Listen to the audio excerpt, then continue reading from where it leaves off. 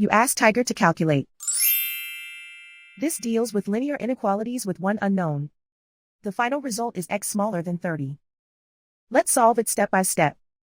Group all constants on the right side of the inequality. Add 2 to both sides.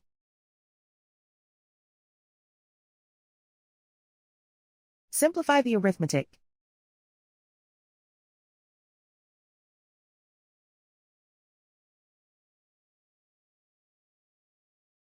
Isolate the x. Multiply both sides by inverse fraction 3/1.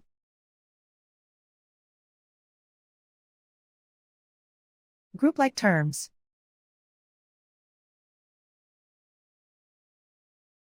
Multiply the coefficients.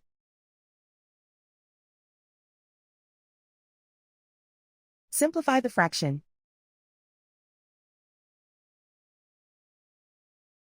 Simplify the arithmetic.